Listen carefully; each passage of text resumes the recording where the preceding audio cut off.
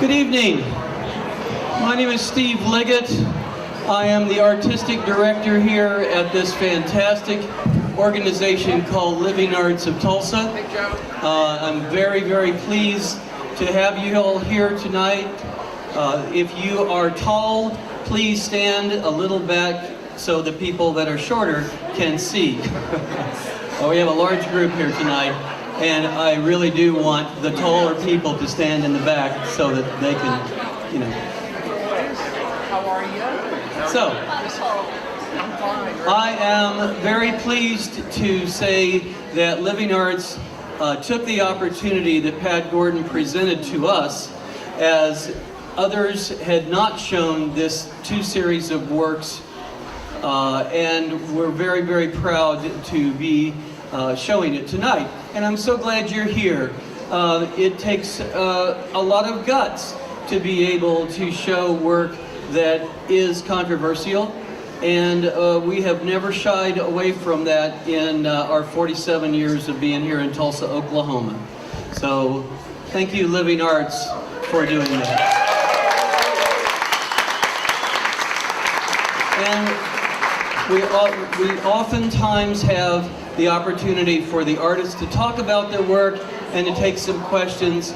We will only do this for about a half an hour. We hope that you will, if you have a question, you will think about it.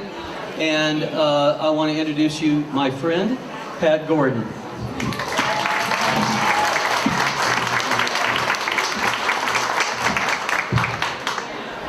Well, good evening.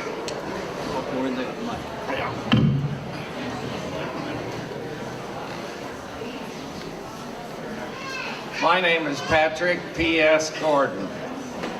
All of you are wondering, why can't I settle on a name? Well, I hated the name Pat all my entire life, and when I moved to New York about 15 years ago, I decided to change not change, but in fact go back to my full name, Patrick. Because years and years and years ago, I had a print that was going to be on Regis Philbin's show. And I was so excited that it was going to be across the country. They were going to be showing a painting of mine, or a print of mine. So I'm sitting there, and I happened to be in New York. I was at the Plaza Hotel sitting in one of those big white bathrobes, watching Regis Philbin early in the morning. This print dealer comes on from Broadway, and he says, I'm going to talk to you about prints and investments in art, and I'm going to show you the young, promising artists that we should be collecting. And the first one we're going to show is a work by P.S. Gordon. They show this velvet-covered rectangle, and they drop it, and everybody in the audience went, oh, and I'm sitting in my hotel going, oh, and I'm like, oh, this is the coolest moment of my life. They come back from commercial.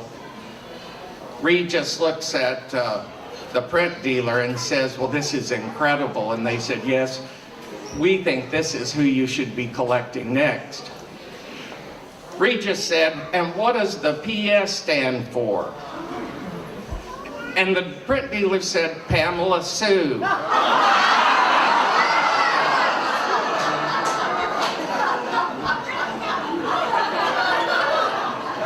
Pamela Sue? Lord, I had identity issues, but God, I didn't need that. Well, honestly, I thought, if I ever do anything different, I'm changing my name, so help me.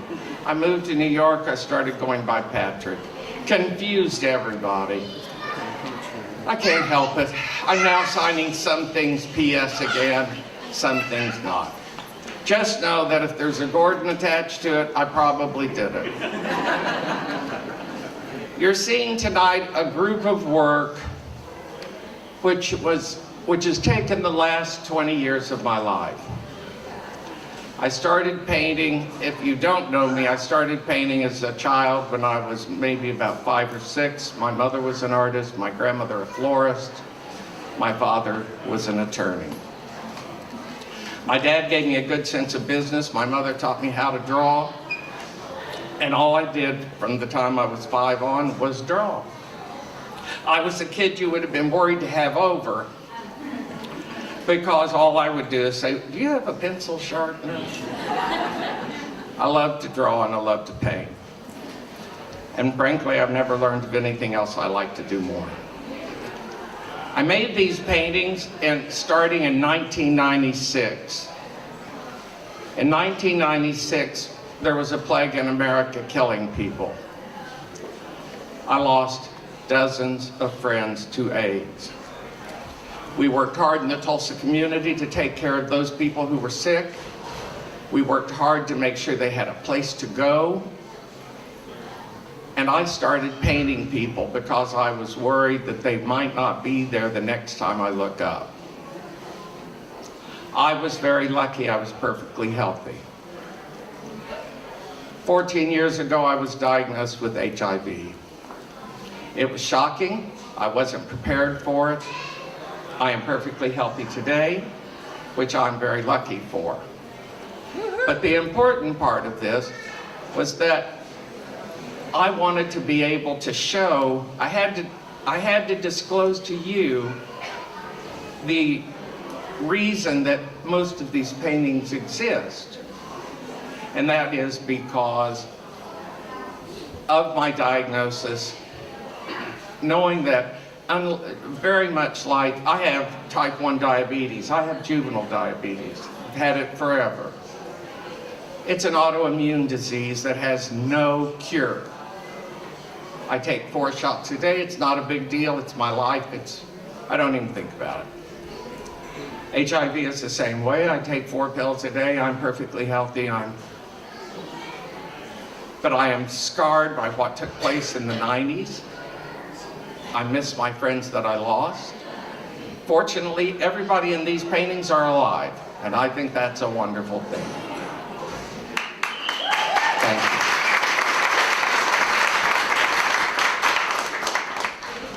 I kept this quiet for 14 years because I had some reactions to it when I was first diagnosed that weren't very nice. And from people who I thought were extremely nice for many years, it was shocking, and so I kept my mouth shut and moved to New York. I thought you all won't know the difference, I'll be gone. But the truth was, you did know the difference, and I was welcomed back, and I thank you very much.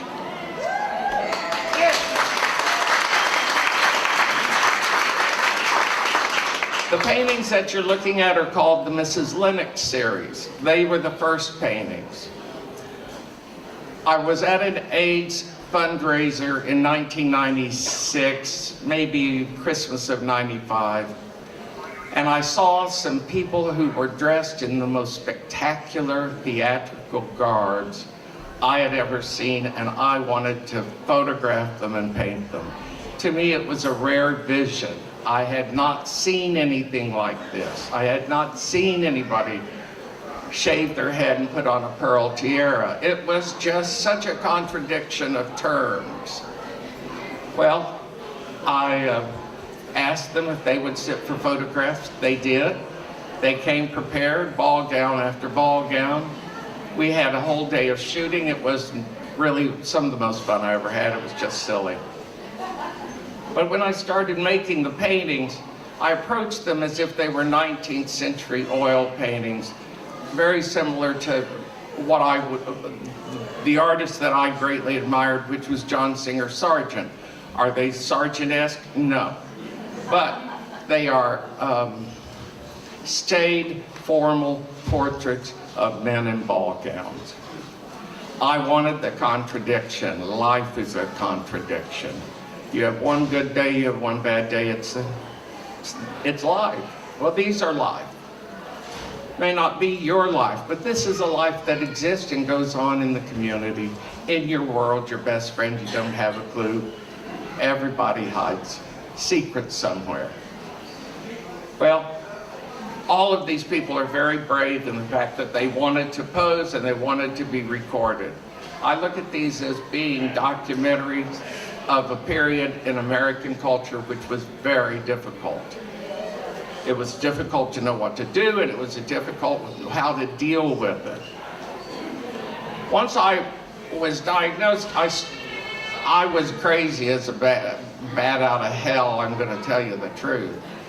And I had rented an apartment in New York, and I thought I was going to move there, but honestly, I was so depressed that I couldn't quite get out of bed for about 3 months.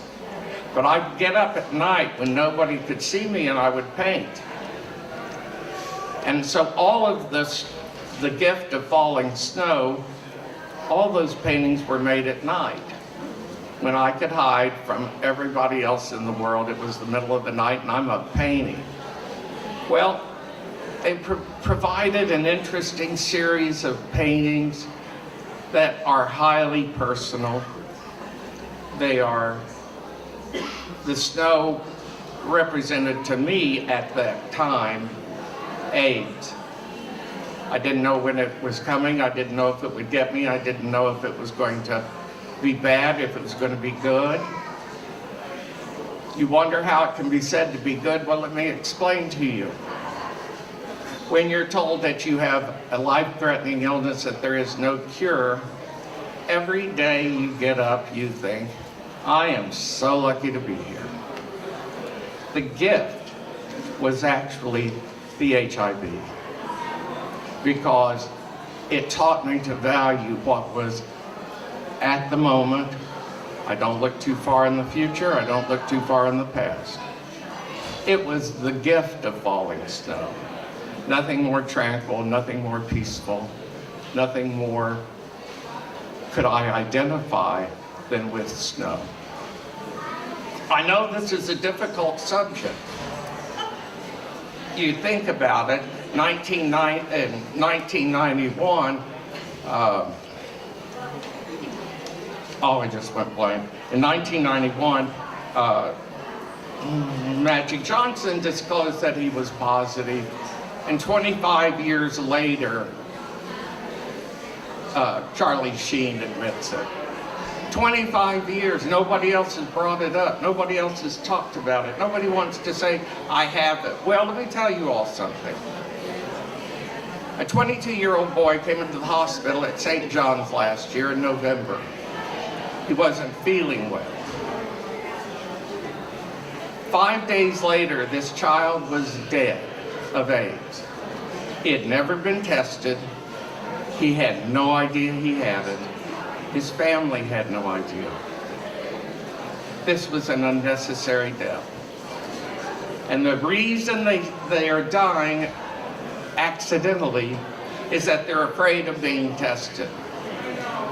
Well, I wanted to get this over, that there is nothing wrong with the test, and that it's just a common courtesy in America today to have the test. So I encourage all of you, if you have children, because you don't know that it can't happen to you, because I am living proof to show you that it can. Art is not always made when you're happy. Art is an emotional experience. Painting is a process. And the way I work my life and work out the problems in my life are through painting. I have a keen vision, and I have the ability to see and to make it go through my hand and paint it. Oftentimes I think that it is truly a gift. I stand there, it goes through me, I really have nothing to do with it. I am just the vessel. I want you all to please look at these and think about 20 years ago. Life has changed so dramatically in America in the last 20 years. And I'm glad. I'm glad that we can be here and I can open a discussion that will make you all walk away from Living Arts and talk about the art. I do beautiful paintings, excluding these. My nature in painting is about beauty. I love beautiful things, beautiful objects. I'm an object painter from way back. But beauty also comes in stress and anxiety. The portrait of my father, I loved my father to death. I could kill that man faster if I had only had a gun and I didn't have a gun. But we always made up and we always got along, but I couldn't change him. So I had to change my thought process, so I worked it out through a painting. I still like the painting. My brothers and I always call it the little pink Winky, and we just know my dad would just kill me, but it was an experience I needed to put down on a piece of canvas.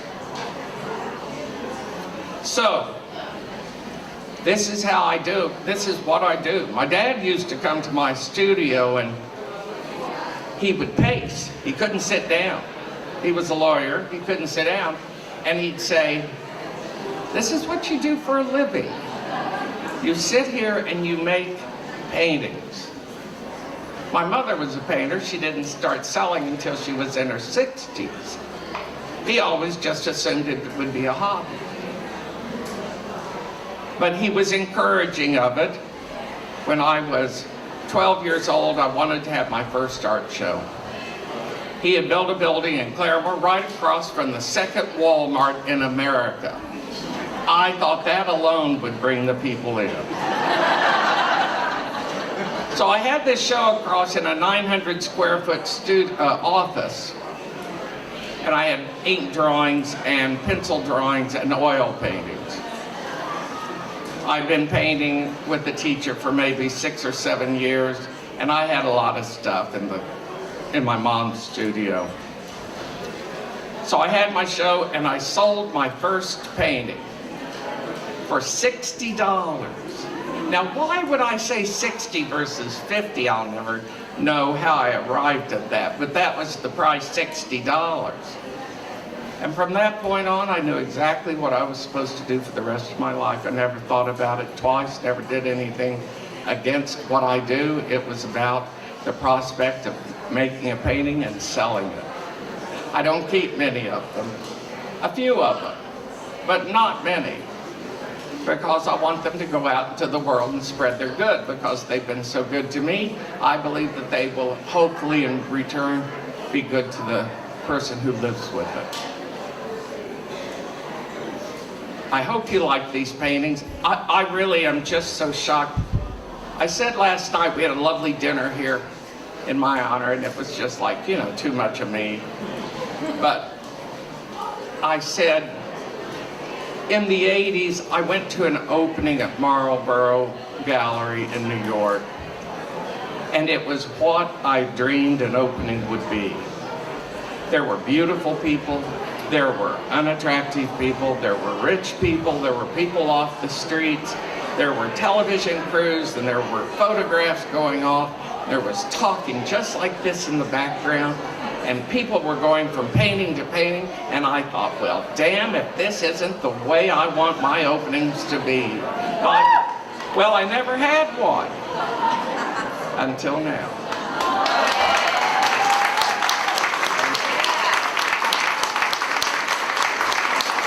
And this is you all are actually my living dream, to have an opening where people come and look at your work and everybody talks to you about it and they tell you how good you are, which is always, you can't hear it enough, I'm sorry. I don't mean to say it, but you know, I don't do this for the applause of one. I already have them at home. I think they're pretty good. I've already done my applause. But it is a remarkable experience to be having this tonight. Last night was due. And tell your friends, send them down, because it's going to be up for the next month. And it takes a lot to see them all. I mean, nothing is unnecessary. I promise you, everything that's in there has a very vital reason. Now, does anybody have a question that doesn't require too much thinking? I see a hand. I see two hands. Birds. Well, there isn't a whole lot I'll talk about that painting with you. There's some things I think that you need to be left, but I will tell you about the birds. My neighbor next door had 2 huge plate glass windows on the back of his house. And about once a week in the summer, bless their little bird hearts, some bird would fly into the window and break its neck. Well, I got them trained to call me. I'd go over with a plastic Ziploc bag. I'd pick it up and I'd put it in the freezer. Thinking sometime I know I'm going to want to paint some dead birds. Now, I don't know if this comes from psychic ability, but the day came where I went down to my freezer and started looking through the dead birds to see what kinds they were. And all of the birds on that plate are birds that mate for life. And that's what the birds are there for. Yes, sir? Yes, sir? What about the Mary Fallon painting? Oh, you mean the portrait of our illustrious Governor Mary Fallon? I want you to know that I lived in New York City for just a month short of 9 years. I didn't live in the best neighborhood. I was pretty much one of the few Caucasians on the block. I didn't care. It was the most wonderful place to live, and never once did I ever worry, did somebody have a gun? I walk into the Quick Trip at 15th and Denver, and I'm buying my lotto ticket, right? Believe that thing of rich and famous, it doesn't go together. I'm still buying lotto tickets. So I'm in there buying a lotto ticket when I look over and the guy next to me has a .45 strapped to his thigh. And I thought, is this the OK Corral? Well, it had been that day that Mary Fallon had signed into law the you don't have to conceal and carry. And it made me so angry, and honestly, I couldn't get it out of my head. I couldn't get it out of my heart. How could she do this? Why would she do this? Why doesn't anybody? People are dying too much. I'm becoming a social activist in my old age. Well, I didn't think it was right. I still don't think it's right. Protect yourself at home, that's fine. I'm not going to get into that. But so I made this painting. I was doing a series of paintings of roses, and I thought, I bought this toy at a garage sale for my grandson. His mother told me he couldn't play with it. I just put them away, and I thought, well, I'll use them sooner or later. And then Mary Fallon's portrait occurred to me. I had hoped, because, you know, I'm a figurative painter, I had hoped that I'd be asked to paint the portrait of the governor. I don't want to.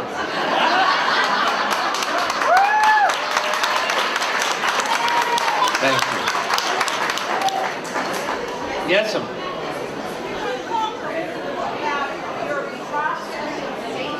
Uh-huh.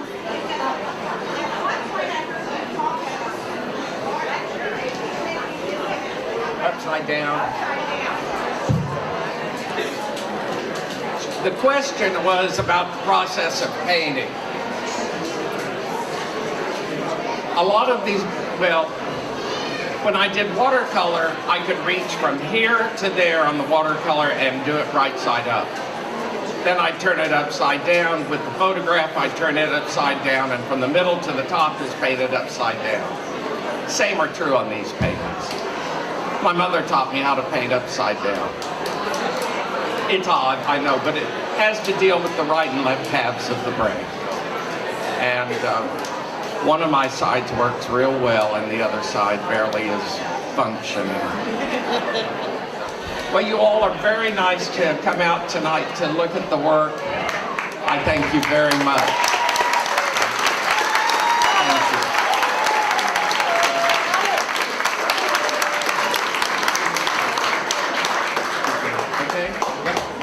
I just want to say this is just the beginning. Come and talk to Pat about his work.